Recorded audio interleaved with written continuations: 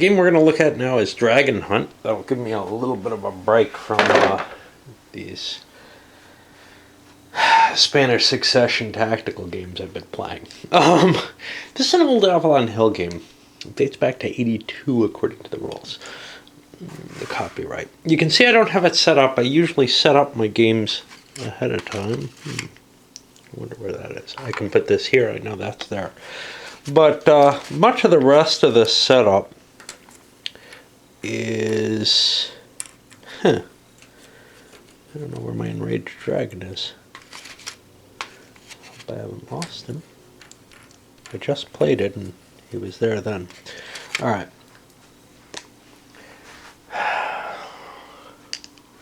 Well, I'll hunt him down and find him. But, because it doesn't look like I've got him here. Uh-oh.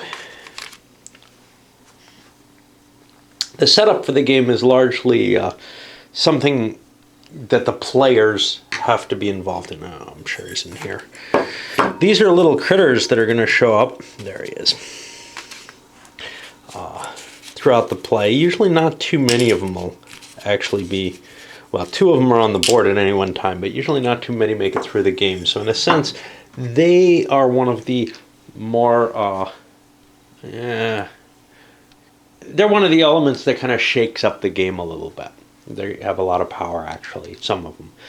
Now, you're going to have, as a player, a bunch of these men-at-arms, some knights, and like I said, the setup is somewhat variable. You'll be set up in one castle, village, and cottage combination.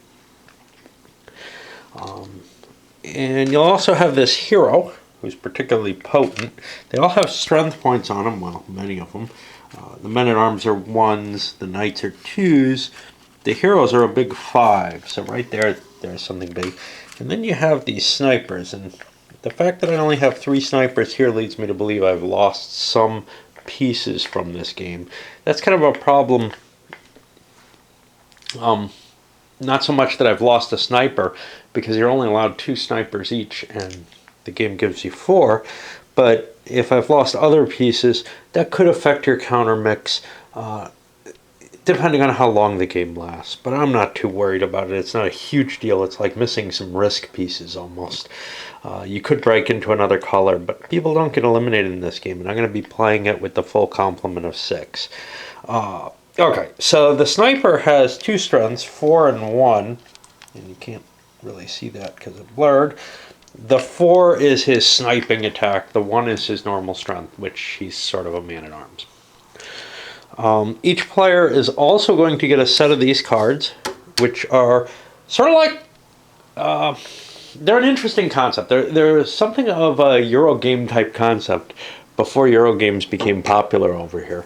And they're sort of like a CDG type thing in that you're holding these cards. These are how many operations you're going to get to play. It's a very innovative system for the time that it came out. Very clever the way that works, even if the whole of the game may be... Well, the whole of the game's clever, but it may not work as interestingly as you might think.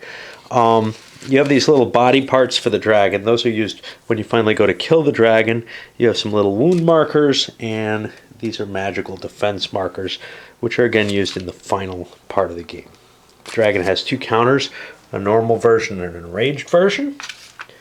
And we got some other little informational stuff like flames, which indicate that your cottage is on fire.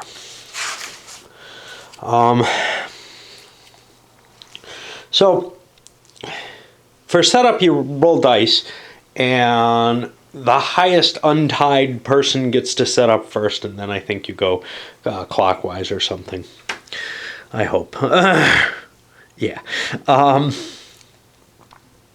And each player is going to be essentially picking themselves a cottage, a color, and putting some forces on the board. Now, if there are less players than there are the 6 full complement, additional castles and villages end up having some population in them.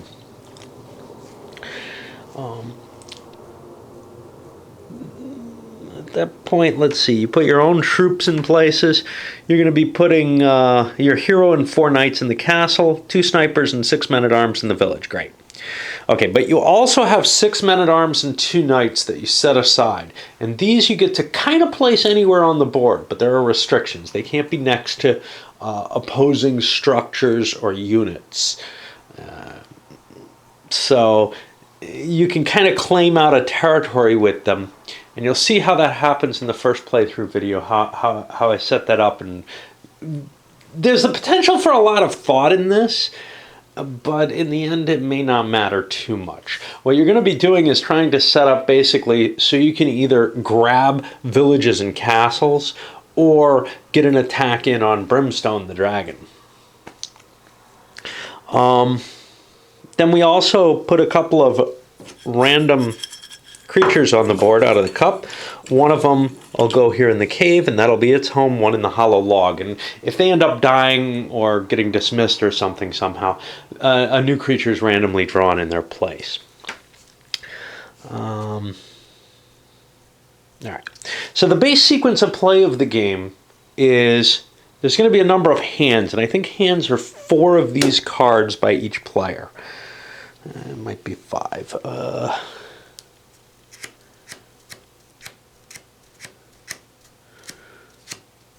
don't have it right there. I think it's 4. We'll get to it.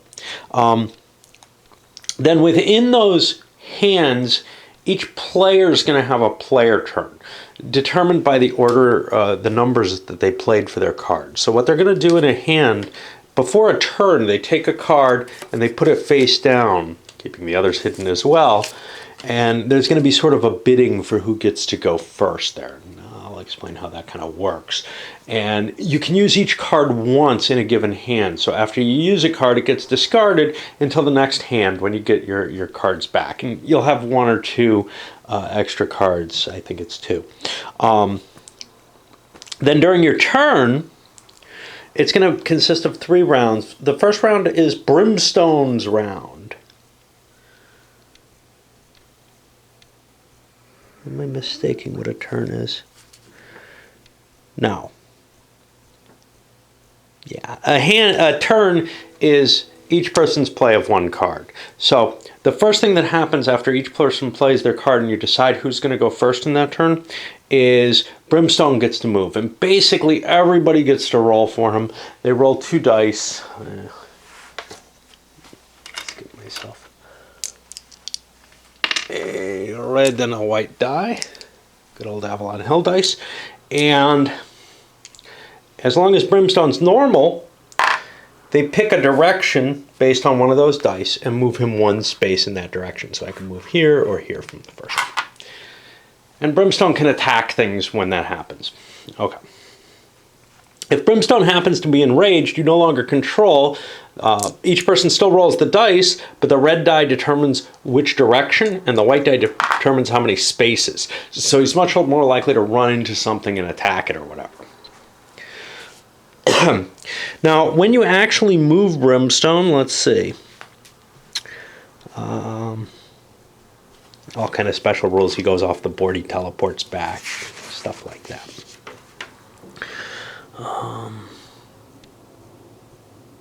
He'll only attack things that he lands on, which is pretty easy when he's in normal case, except for castles and villages, which he'll stop and attack by trying to burn them down. Now, when Brimstone attacks, that's going to use these charts on the back of the book, and everything uses these. So these are the Brimstone attacks. If he's attacking 1 piece, and there's no stacking in this game, except if Brimstone lands on you, then what you do is you roll 2 dice, I believe, add them together. I think it's 2 dice, and add to that the combat strength of the unit that you're attacking. Now, yeah, okay.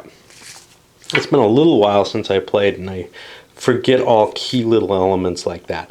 And that'll give you an offense value here, which you then compare and see what happens in the Brimstone attack. And you might just kill the defender, Alternatively, you might draw a dragon card, which tells you what to do. It's a special case that just lets you know things. And then there's others, for example, a wound or whatever to Brimstone, which could cause some things. It's also possible that if you're attacking a castle, village, or cottage, I believe all the defenders add their strength. I'm not positive of that.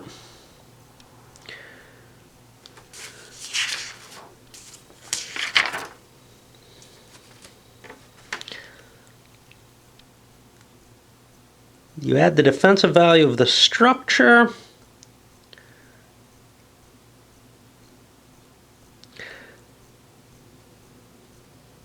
But not the strength of any units that are located in the structure.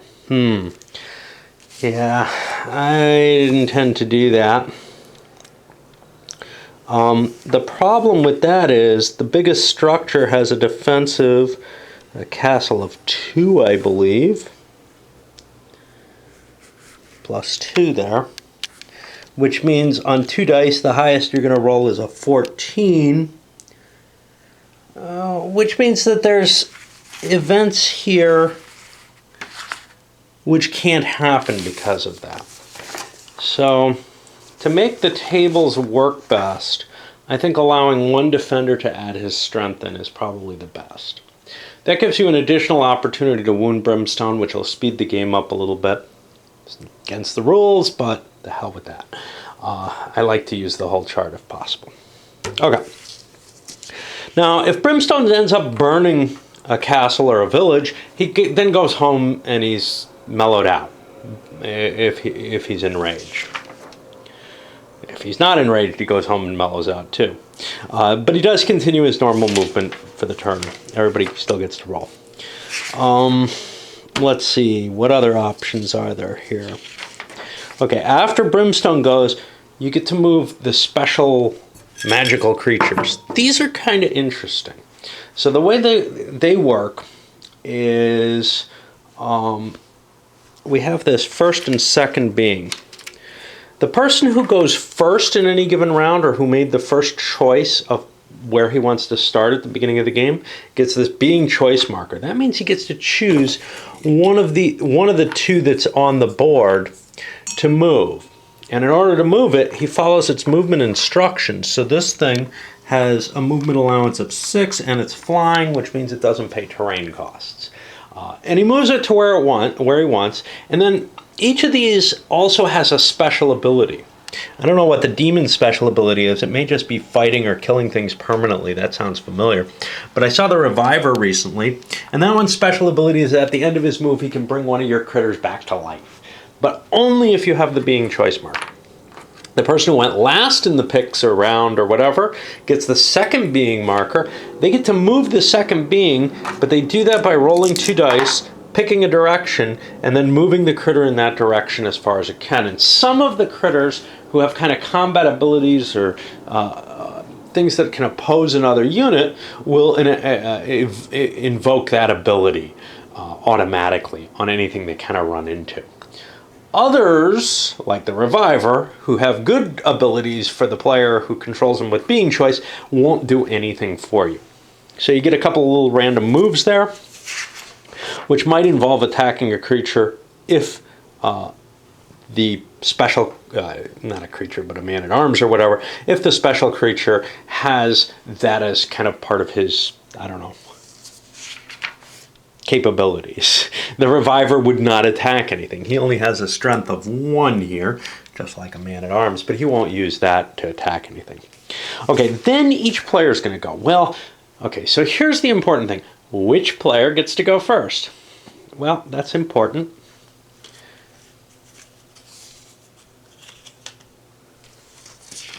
What you do is, like I said, you put one of these down as a bid. Now, the person who puts the lowest untied value will be the first player in any given phase. And I think after that, you actually go in clockwise order. Nope. After the first player, all other untied cards go next, from low to high. Then after untieds go, you'll be doing the low tides to high tides. So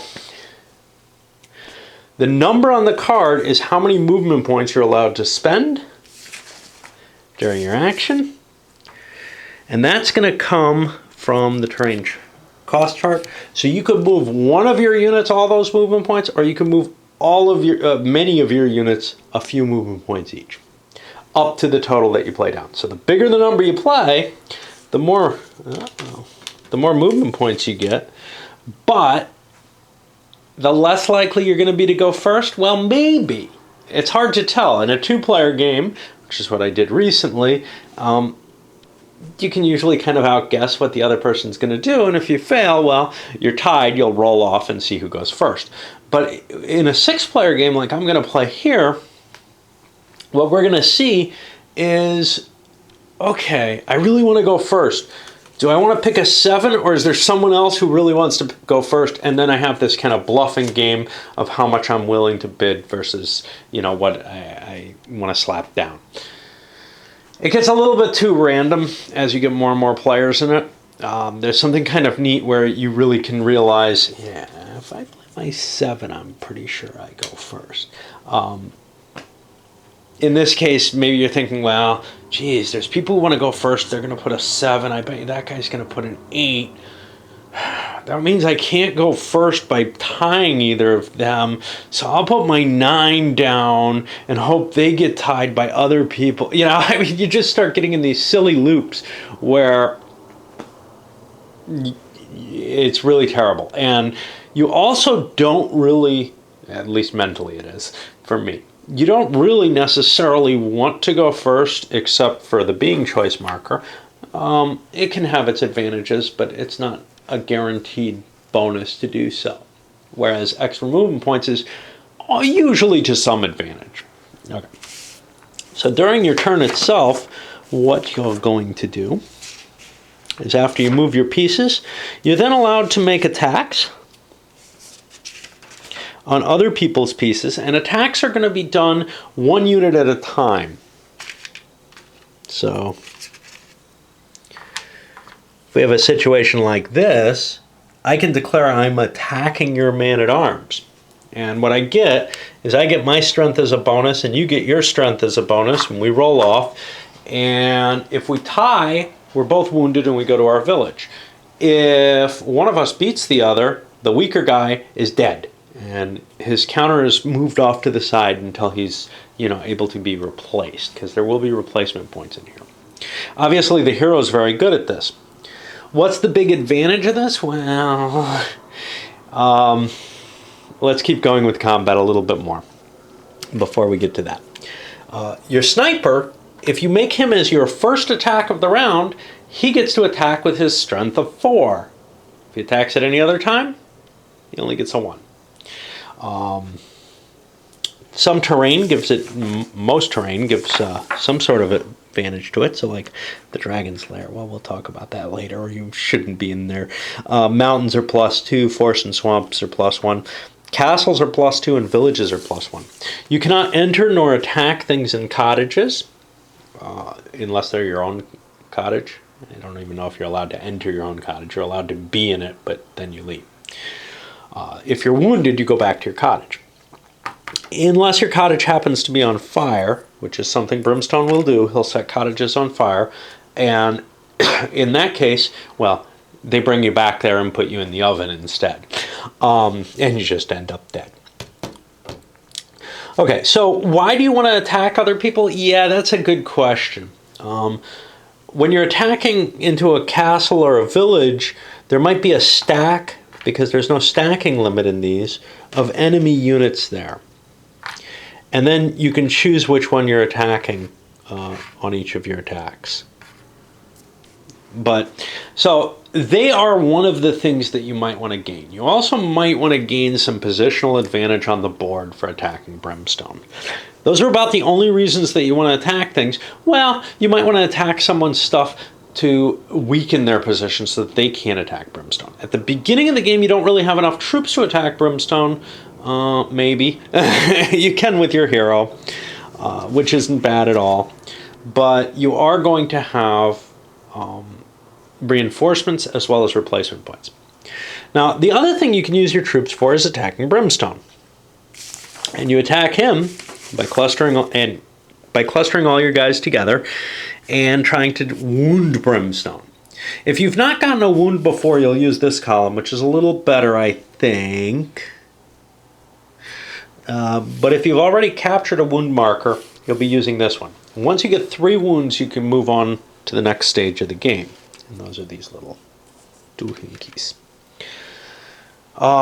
Basically, you add the strength of all attacking creatures. Here you're allowed to swarm him with a bunch of critters unless the hero's involved. The hero will only attack Brimstone one-on-one because, you know, that's honorable and all.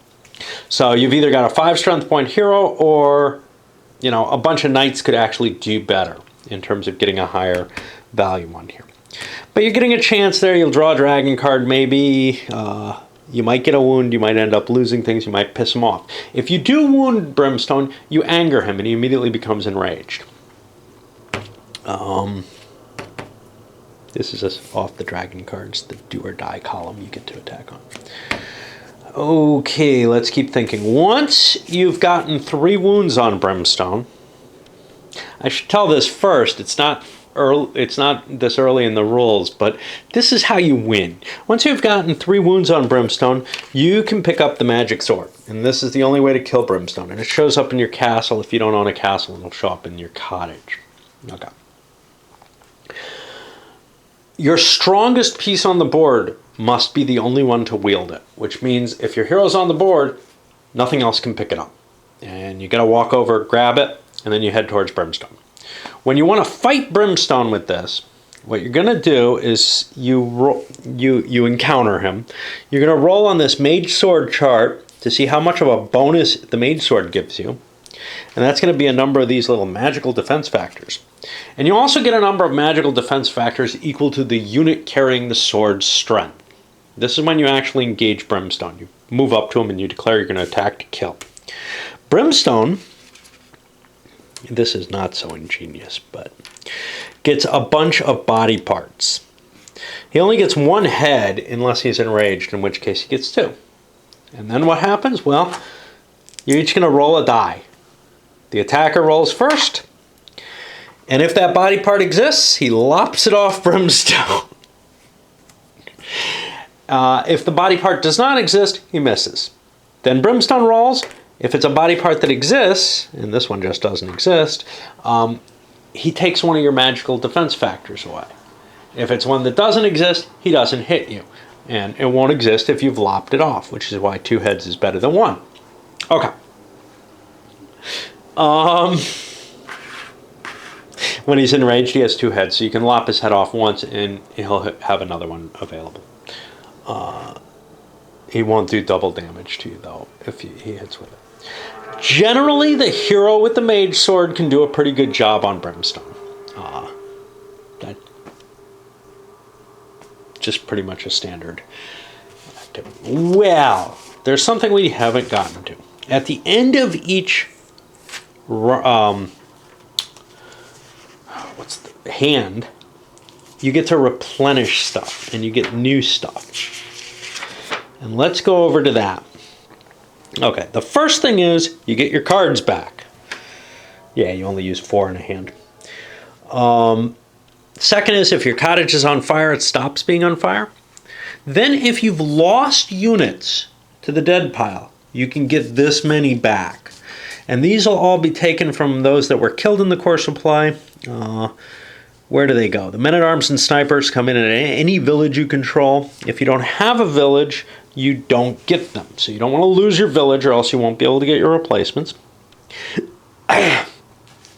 Knights and your hero can only come in at your home castle. However, if you've lost your home castle, you can bring in 1 knight in each castle you control and 1 knight in your hero in your home cottage. But you can't go above the normal growth.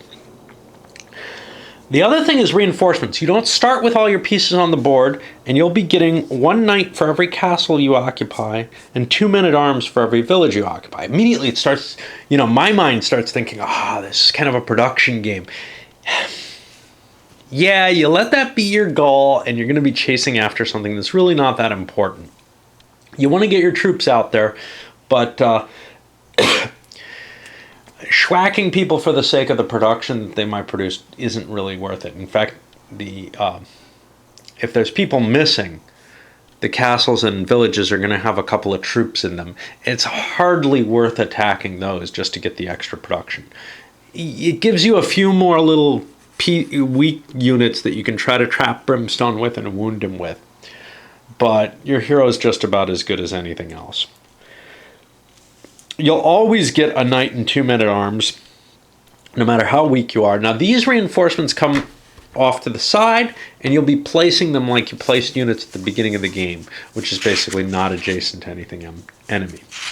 Now they go into the rules on Brimstone, but that's the goal of the game, is killing Brimstone. And then a compendium of all the special critters and what their abilities are. And we'll look at a few of them as they come up, but we're not going to, pay attention to each one in total. This game always, to me, feels like I'm trying to win this war game and I'm trying to build up the resources to kill Brimstone, but it really isn't. It's really much more of a kind of a luck fest. You have some control over where Brimstone goes. You might be able to kind of trap him and hit him with your men-at-arms and your knights. But when it comes down to it, so many games, I'd say more than half of them, the guy who wins just attacked Brimstone with the hero anyway. It's so hard to line up your regular units against him. And it's almost impossible. Once you say that, you're starting to look at, okay, so I can get these special units. What are they good for? All these normal guys, what are they good for? What am I doing? Why am I taking castles and villages? And that's one of the problems to the game, is that there really, are all these kind of cool mechanisms in play with the bidding with the cards and everything else. But my opinion is that it comes down to that very seldomly has much, if any, effect on play. All right, let me send this one up. I know the end point there sounded almost like a review. One of the things that when I'm really familiar with the game, I'll give you it all in the intro. And then I'll come back with my review with more thoughts sparked by, the playing perhaps. But I've played this recently, so I can kind of do that.